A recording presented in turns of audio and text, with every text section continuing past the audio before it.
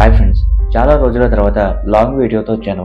But thank you so much. Videos late అయినా కూడా మీరు ఇస్తున్న సపోర్ట్కి చాలా థ్యాంక్ యూ. అలాగే ఈ వీడియోని కూడా ఒక లైక్ చేసి షేర్ చేసి కొత్త వాళ్ళైతే సబ్స్క్రైబ్ చేసుకోండి. ఇక నుండి డైలీ లాంగ్ స్టోరీస్ అప్లోడ్ చేస్తాను, or maximum day by day అయినా స్టోరీస్ వస్తూనే ఉంటాయి. సబ్స్క్రైబ్ చేసుకోండి. ఇక మీరు మంచిగా ఇయర్ ఫోన్స్ పెట్టుకొని లైట్స్ అన్ని ఆఫ్ చేసుకొని స్టోరీని ఎంజాయ్ చేయండి.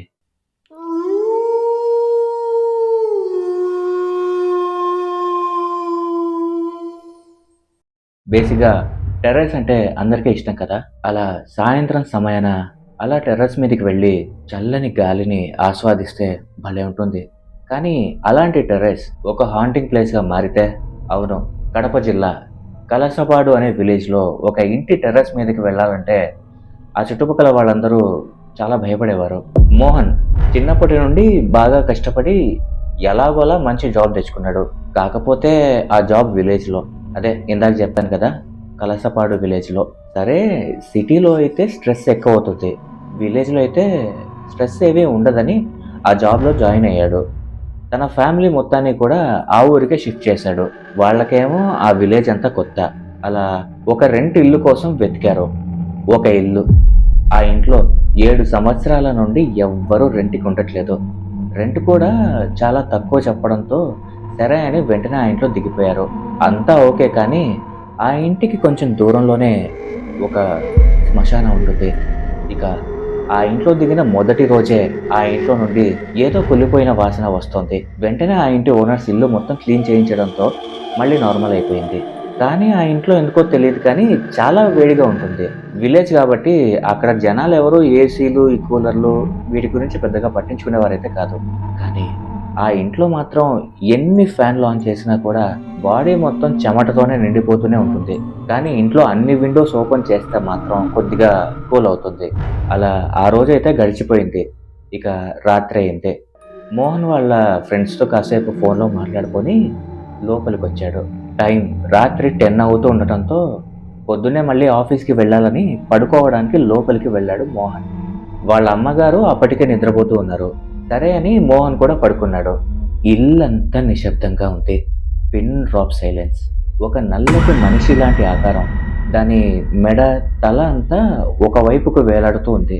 ఆ ఆకారం నిద్రపోతున్న మోహన్ దగ్గరగా వచ్చి మేడపైకి రా అంటూ ఒక రకమైన హస్కీ వాయిస్తో చెప్తోంది.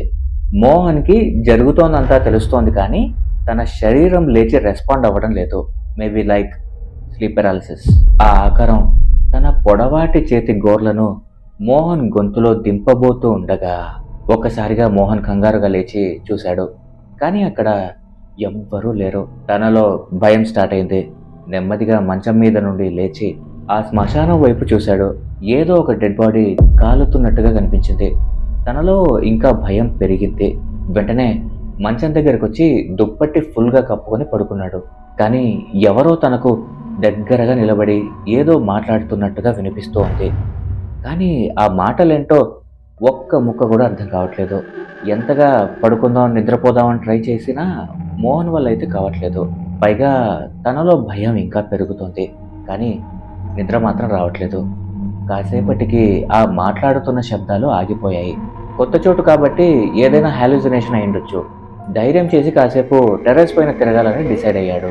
తన దుప్పటి కప్పుకునే టెర్రస్ పైకి వెళ్ళాడు. కొంచెం భయంగానే ఆ శ్మశానం వైపు చూశాడు.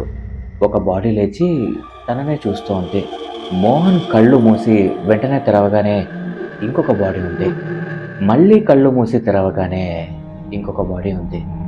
మొత్తం 3 బాడీస్ అలానే నిలబడి మోహన్ వైపే చూస్తూ ఉన్నాయి. ఇక మోహన్కి నోటి నుండి మాట కూడా రావట్లేదు, కంటి రెప్ప కూడా వేయలేదు.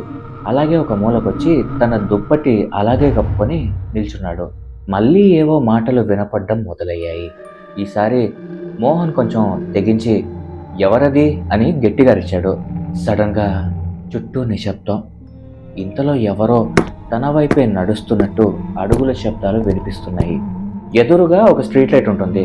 ఆ స్ట్రీట్ లైట్ కింద ఎవరో నిలబడ్డారు. మోహన్ అటువైపు చూసి ఒకసారి వెనక్కి తిరిగి మళ్ళీ ఆ స్ట్రీట్ లైట్ వైపు చూశాడు. కానీ ఈసారి అక్కడ ఏ మనిషి లేడు. కానీ ఒక మనిషి నిలబడినట్టుగా నేలపైన నీడ మాత్రం పడుతుంది. ఒకవైపు ఏవో అడుగుల శబ్దాలు, ఒకవైపు ఏవో అర్థం కాని మాటలు. ఇంతలో సడన్‌గా తనని ఎవరో వెనక నుండి తట్టినట్టుగా అనిపించింది. అంతే, మనోడికి గుండె ఆగినంత పనయింది. నెమ్మదిగా వెనక్కి తిరిగి చూస్తే వాళ్ళమ్మ. "ఈ టైంలో ఇక్కడికెందుకొచ్చావురా? కిందికి పద" అని వాళ్ళిద్దరూ కిందికి వెళ్ళిపోయారు. ఇక నెక్స్ట్ డే పొద్దున్నే పక్కింటి వాళ్ళొచ్చారు. కాస్త పరిచయం పెంచుకొని మాట్లాడుతూ ఆ పక్కింటావిడ మోహన్‌తో ఎట్టి పరిస్థితుల్లో టెర్రస్ మీదకి వెళ్ళకండి అని చెప్పింది. ఎందుకంటే అక్కడ రాత్రి అవ్వగానే ఎవరో గుర్తు తెలియని మనిషిలాంటి ఆకారం తిరుగుతూ ఉంటుంది అని చెప్పింది. అది విన్న వెంటనే మోహన్ లేట్ చేయకుండా ఆ ఇల్లు ఖాళీ చేసేశాడు. ఇది జరిగి ఆల్మోస్ట్ 5-6 సంవత్సరాలు అవుతుంది. మోహన్ వాళ్ళు ఆ ఇల్లు ఖాళీ చేసేశాక తెలిసిందేంటంటే ఆ ఇంట్లో ఎవరో ముగ్గురు వ్యక్తులు ఆత్మహత్య చేసుకుని చనిపోయారని. డే 1కే తనకి అంతలా జరిగిందంటే ఇంకా ఆ ఇంట్లోనే ఉంటే ఏమై ఉండేదో అని తలచుకుంటే ఇప్పటికీ తనకి భయం వేస్తుంటుందట. టెర్రస్ మీద జరిగిందేది వాళ్ళ అమ్మకి తెలియదు. అసలు ఆవిడకు ఆ ఇల్లు ఎందుకు ఖాళీ చేశారో కూడా తెలీదు. ఇప్పుడు వాళ్ళ ఫ్యామిలీ వేరే సిటీలో ఉంటున్నారు. ఇప్పుడు నేను మీకు చెప్పే దెయ్యం గురించి తెలిస్తే చాలా షాక్ అవుతారు. ఈ దెయ్యం చాలా డేంజర్. నైట్ టైం నిద్రపోకుండా యూట్యూబ్, ఇన్‌స్టాగ్రామ్, ఫేస్‌బుక్ స్క్రోల్ చేస్తూ ఉంటుంది. ఇంకా ఆలోచిస్తున్నావా ఏంటి? ఆ దెయ్యం ఎవరో కాదు, అది నువ్వే. కొంచెం లైక్ చేసి సబ్స్క్రైబ్ చేసుకొని వెళ్ళు.